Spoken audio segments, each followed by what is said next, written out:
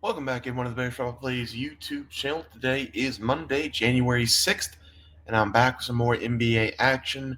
We do have a couple games to break down for Monday, a couple player props as well. But before we get started, game of the year. Boston going up against the Thunder was a really good game. Boston, controlling most of the first half. Third quarter, Thunder started knocking on the door. Fourth quarter, Thunder, every single game, dominates their opponent in the fourth quarter. That's the only reason I took them in this game. And they dominated the Boston Celtics in the fourth quarter. I think Boston only scored like 30 something points in the third and fourth quarter combined. It's just this Thunder team. Defensively, they just flip a switch in the second half, and they are the best team in the NBA. I don't even know if it's close. They continue to win games. Don't have the biggest name players on their team, but they play so well as a team, it makes up for all the other stuff. So Thunder did get the win, beat them pretty handily in the fourth quarter. I think they won by double-digit points. Player prop was Shea had 31 in the fourth quarter last time I checked. I think he finished with 33 or 35, so he did hit his over 31.5 points as the other player there. Jordan Poole did not play tonight, and because of that, the Wizards with Kyle Kuzma trying to lead the charge tonight, getting blown out by 20-plus points last time I checked against the Pelicans. So that just shows you how, important Jordan Poole's kind of been this year for them, which is kind of crazy to say because I've been on his ass for most of his career. But 2-0 day. Jordan Poole going to get washed because he's not playing tonight. So 2-0 day. Let's move on to tomorrow. We've got a couple games to look at. We are going to be starting with the Clippers going up against the T-Wolves. I've got a couple things to say about the T-Wolves, but for starters, the Clippers have Kawhi Leonard back. It is no really surprise that they ended up beating the Hawks by 26 points and only allowed 105 points to Atlanta Hawks team that was incredibly hot, scoring a bunch of points per game. Kawhi Leonard, and you can talk about him all you want about the injuries, how he's been off the floor for multiple seasons in a row now, but Kawhi Leonard is still one of the best basketball players in the NBA. He's very efficient offensively. He's one of the best defenders in the NBA, and it showed. He didn't play a lot of minutes. It was just kind of a warm-up game for him, but when he was on the floor, the Clippers were very good. The Clippers are a very good team this season once again. They were kind of struggling there without Kawhi, but they're now sitting at 20-15 after that win against the Hawks. They're probably going to rattle off a couple wins in a row. And I'm going to talk about a player prop in this game that it's also probably not a coincidence that he had his highest assist total in this game with Kawhi Leonard on the floor. But I'm going to take the Clippers +3. I think they can win this game outright, but I'm going to take the +3 just in case. Something I got to say about the Timberwolves, this team is bad. They're bad. There's no way around it. They're 500 now in the season. I don't know who it was against. I think it was the Pistons. Yeah, I think it was the Pistons. They lost that game by 14, 15 points. Anthony Edwards had 50-plus points in the game. I'm almost positive, if it does not fail me my memory, I saw Julius Randle and Rudy Gobert had 2 combined points with 8 minutes left in the second quarter. That cannot happen.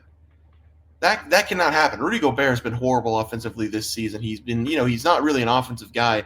Get you 10 and 12 points over the last couple of years, but this season, he's nowhere to be found offensively. He's barely to be found on the glass. The only thing he's in there for is defensive pressure down low. But this T-Wolves team, they're bad and they're lost. They've lost 6 of the last 9 games. I do not think they're going to be competitive in this one. I think the Clippers are the play.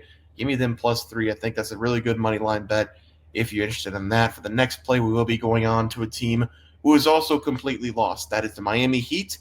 No idea what's going on with this organization. I mean, they got the Jimmy Butler problems. Jimmy Butler being another problem with another team. Shocker.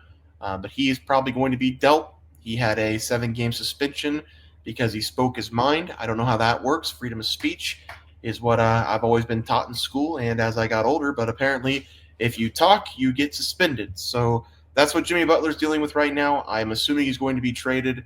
If not, he's going to be a massive problem for the Heat for the next couple seasons. But the Heat are an absolute dumpster fire right now. They've gotten blown out by the Pacers and the Jazz.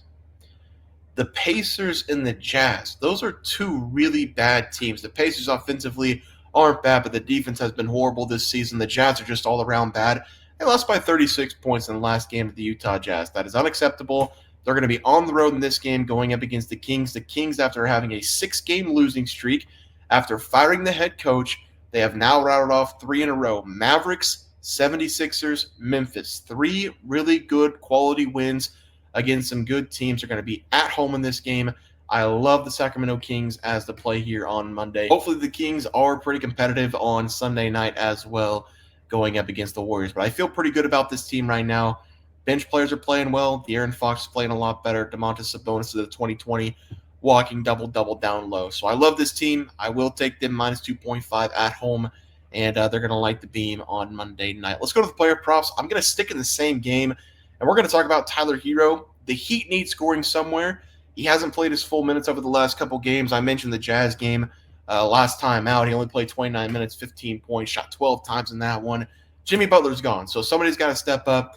Bam Adebayo has been pretty bad over the last couple games, so I think Tyler Hero's got to be the one to step up here. Was going to take his threes, and I still might take the over threes. He has been attempting a lot of threes over the last several games.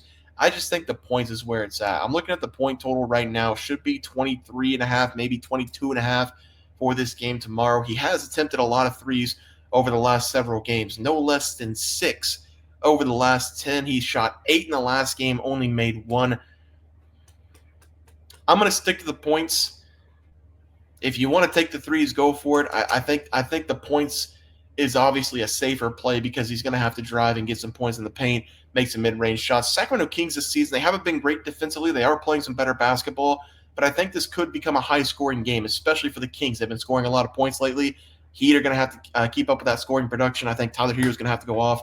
I'll take his over total points, 22.5, 23.5 as the first play of the day. And the other play, already talked about James Harden took his under assist. He decided to sit out one night going up against the Thunder, but this time I'm going to take the over assist, 7.5. So Kawhi Leonard goes back on the floor, only played about 20 minutes, but for some reason we saw James Harden's assists go from about 6 or 7 the entire season to 15 with Kawhi Leonard on the floor. That is not a coincidence, I don't think. I think more people are keying on Kawhi Leonard. That leaves James Harden open. That leaves James Harden open for either a three-point shot or to find the right man. Plus, having Kawhi Leonard on the floor also gives another option for someone to pass it to and score easily. So I think James Harden is going to keep on keeping on with these assists. It was a kind of a short time period for Kawhi Leonard on the floor, and it's kind of a short, I guess we can say, experiment with Kawhi Leonard on the floor, but 15 assists, his highest of the season. I don't think that's a coincidence with Kawhi Leonard back on the floor. So I think we're going to go over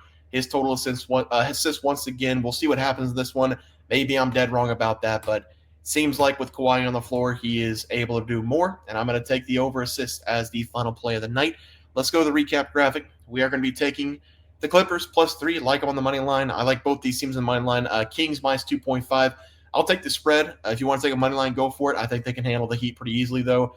Tyler Hero over his total points. If you want to take his threes, go for it. I'm going to stay off the threes because he's been pretty bad from deep over the last couple games. And then the final play, James Harden over 7.5 assists going up against the T-Wolves. Guys, going to do it for the NBA picks and props for Monday, January 6th slated games. If you guys enjoyed the content, please sure to drop a like this video and subscribe channel below. See you guys next video, and thanks for watching.